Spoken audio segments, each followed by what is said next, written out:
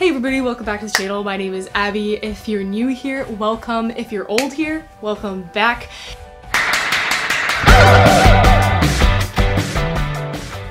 Today we're going to be starting something a little bit new. So I've been doing vlogs and I've been doing flying videos, but then I thought, what if I combine the titles? Wait. What if I combine the title to be a flight vlog? It's going to be like my other flying vlogs, but I'm just going to make a little bit more commentary. I make a lot of mistakes on my flights, but then I also do things that I really like and that I want to repeat for future flights. And all the lessons that I learn, I don't always talk about in my videos. So these flight logs slash vlogs are going to be just me talking about the flight a little bit more and about details that I remember. This video is going to be the first entry in the series of when I flew my first ever passenger, my brother, and we're gonna go on this little baby. Space here in the logbook is only so big that you can write what went wrong or what went really well during the flight. There's not that much space to record the actual flight. So here's what the actual logbook entry looks like. So you can see that it's on September 3rd because it was Labor Day, and the C-172 is a Cessna 172, and the blurred out portions are what I don't want you to see because that's the tail number of the plane and what airport I fly out of, so I blurred those out. But you can see that the flight was 1.8, so it was almost 2 hours. On the other side, the right side of the logbook, I just continue doing the 1.8, but you can see that I messed up because you have to do like PIC time, and anyway, it's kind of complicated, but it was 1.8. Here in this box is supposed to be takeoffs and landings, and I messed up again. And then all the way to the right, you can see first packs, that's short for passenger. Flew Nate to Independence, saw sunset on way back, smiley face. And it was almost exactly a year ago. Yes, y'all heard that right. This footage is a year old. Don't drag me in the comments, please. At least I'm finally uploading it. And I cannot believe how fast the time flew. But not really, because I wasn't really flying that much lately. But the time really did go by real quick.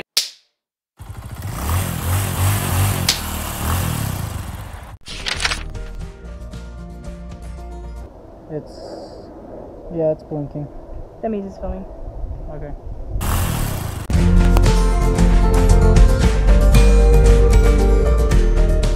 So in exchange for me giving him a ride, my brother gave me a ride on his moped to the airport. And I knew as we were riding during a summer evening that it was the right decision to get my pilot license because I don't know, like it was just an awesome summer night.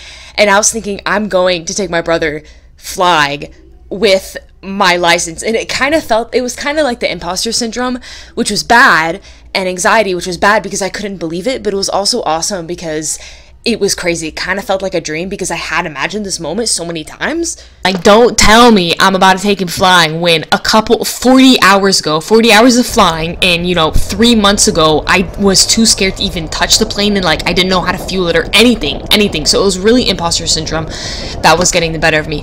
But when we eventually went, I felt better immediately as we got to the airport gate and we rolled in, because the truth is, after my check ride, I did have some anxiety and I was battling imposter syndrome, not gonna lie, so I didn't go flying for a couple weeks, and it took me until September 3rd, until Labor Day, to get my butt out to the airport and take my brother on this beautiful holiday. Y'all have seen this in my other videos before, nothing too special. We just did a normal takeoff. I think I was going to do a short field takeoff, but I didn't want to intimidate him in any way.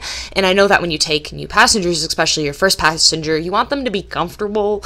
And nothing happened on the flight either. We didn't have any turbulence or anything like that. It was a perfect day. I'm so glad we went. As soon as we got on the air, I was smiling and laughing, and we were having an awesome flight.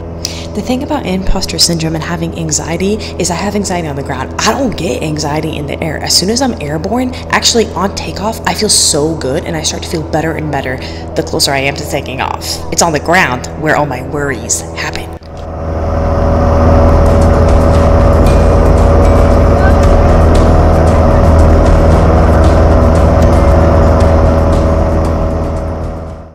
After Nathan got some footage and pictures for me and we took some selfies, he was asking me about the six-pack and the altimeter and things like that. He's an engineer, so he's an electrical engineer, but he does really like physics and that sort of thing. And it was cool because a couple months ago, I was a student pilot and I was new to flying, and I had deja vu him asking these questions because I was just asking these same questions spoke to my flight instructor Steve 4 months ago and about 43 flight hours ago.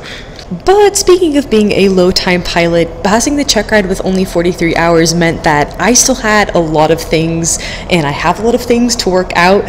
One of those things is being high. I mean, on landing, I don't like pulling the power, I don't like getting ready to go low and to land, so I was way too high on this for approach. So that is the sound of me putting the throttle in to do a go-around. So I was just telling Nathan, everybody here, most of the pilots are guys, right? So they know over the radio that they heard a girl have to go around three times, because I had to go around 3 times before we eventually landed. So, like I was trying to explain on the ground at the airport, now that being the only female on the radio means that everybody knows who it was who went around multiple times. They know exactly what pilot it was that did multiple go-arounds. They also know who did the bounce landing. Actually, did I do a bounce landing? I don't think so. Nah, I'm being dramatic. I don't think I did. And I do like to be high because my CFI Steve always told me that it's better to be high because you naturally have the upper hand, because when gravity and physics and all of that come into play, it's better to be high because when you, for emergency landing, you have a lot further distance that you can glide if you're at 4,000 feet AGL above ground level than if you're 500 feet above somebody's house and you're just going to crash and die and stall and spin. So I do like being high, but that is the sound of me putting the throttle in again because I had to go around again. I'm just walking around here with my sunglasses so nobody will recognize me, because when I soloed and I came here. So what I was trying to explain very badly was that my first solo cross-country flight was actually to Independence to this airport, and my landing was better that time too.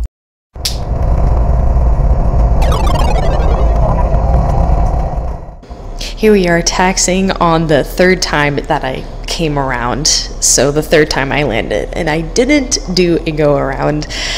And it was Labor Day, right? So everything was closed, and it was later in the day when we did our flight, and that was just a problem with my flight planning that I should have realized. That was not a great landing either, so we're not going to talk about it. That's a glider. There's gliders here. Someone's working on their Piper. I think you need help pushing it. After we turned around the plane, we didn't get any fuel. We just parked, got out, I filmed the video, went to the bathroom, we turned the plane around and set out again. I'll definitely be debriefing at the end of this video as well, but I did also like how we caught the sunset on the way back, and I logged some flight time, and then I landed at night on the way back, which was an awesome experience.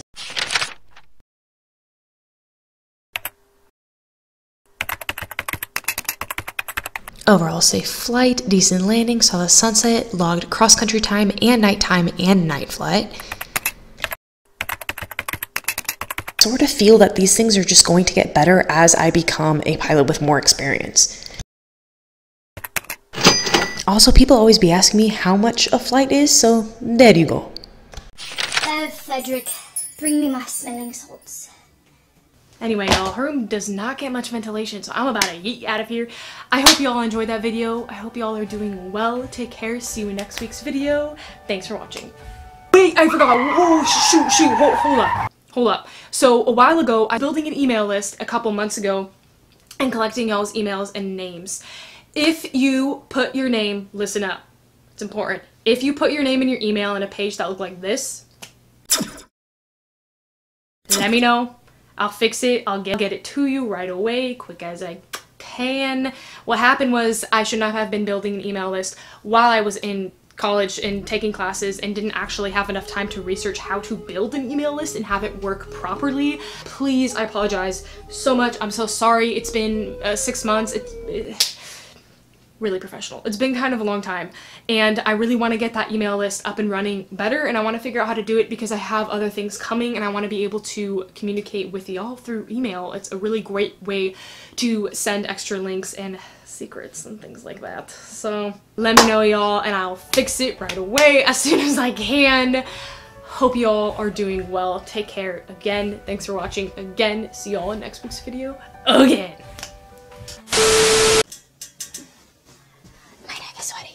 Y'all, don't make fun of me. I know it's a small logbook. I know it's a skinny one, okay? I'm aware that it's a small one, but I've seen people, there's an international student, he's got like a fat one and it's like this big, no joke. Anyway, we're getting sidetracked. Where were we? Hope you all liked the first entry in the vlog slash log slash. I'm really proud of that title. Can you tell? Do I need to stop? Yeah, probably. I should probably cut it out. Hey everybody, welcome back to the channel. My name is Abby. If you're new here, welcome back. If you're old here, I messed that up. but I kind of thought, you know what, it's a punny title and we're all in favor of a punny title, at least I am. So, and then, you know, if it's got a punny title, I'm going to create a whole video series around it. Oh, baby, all I need